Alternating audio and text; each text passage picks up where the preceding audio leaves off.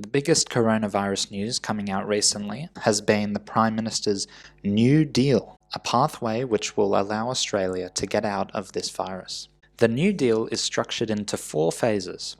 First, we have the current phase, which looks to continue to suppress the virus. He noted 3 measures: offer every Australian an opportunity to be vaccinated as soon as possible, lockdowns to be used only as a last resort, although I'm not sure what a last resort is, given that New South Wales is still in lockdowns at the moment, and temporarily reduce current commercial passenger arrival caps by 50% due to increased risks from the Delta variant.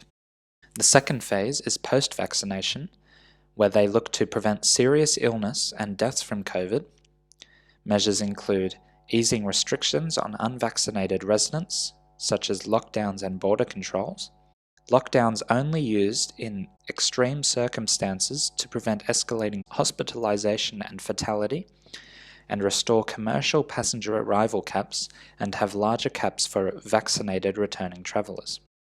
The third phase is looking to consolidate on this and move to managing COVID as an infectious disease like any other in the community. Measures include no lockdowns, no domestic restrictions for vaccinated residents, and easing open international borders with no caps on returning vaccinated travellers. And the final phase is opening Australia back up, where they will allow uncapped inbound arrivals for all vaccinated people without quarantine, and uncapped arrivals of non-vaccinated travellers subject to pre-flight and on-arrival testing.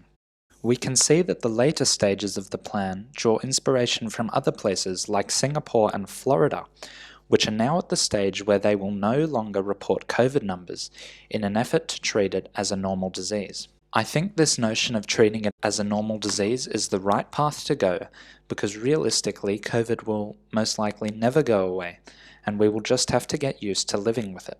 The idea of taking inspiration from the other places around the world is also the best way to do this process, because since Australia has not been greatly hit by the virus, we are able to adopt the successful strategies from around the world while learning from the mistakes which have been made as well. The Prime Minister noted that we are looking to make a transition from suppression of the virus to managing COVID-19 as an infectious disease like any other in the community.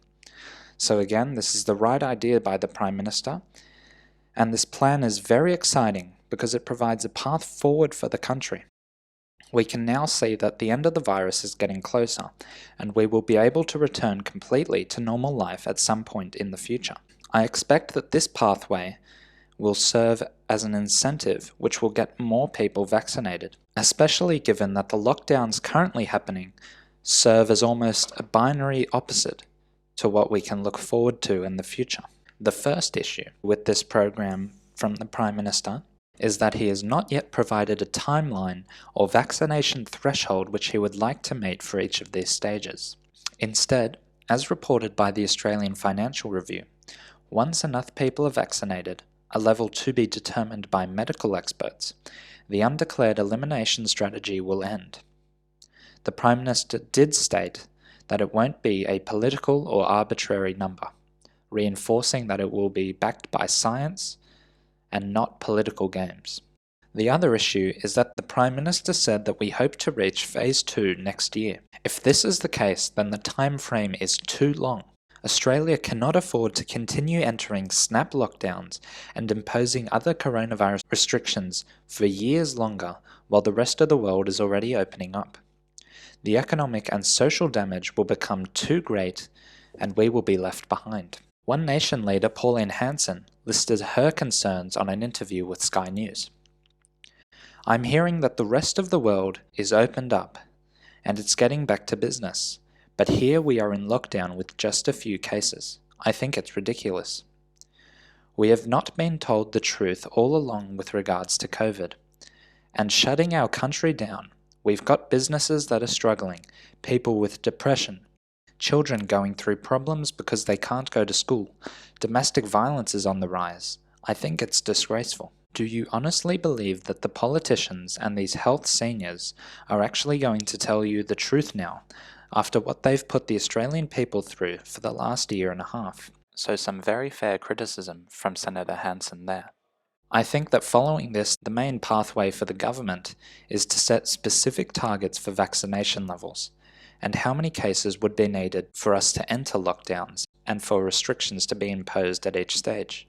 If this happens, and those numbers are reasonable, consumer and business confidence will begin to rise, seeing that we can have some more certainty and security with our economy. I expect vaccination levels will also rise as people strive to get back to the normal life which they are longing for. Overall, this will be very beneficial for Australia's economic recovery and growth moving forwards, as well as our return to normal life following the virus.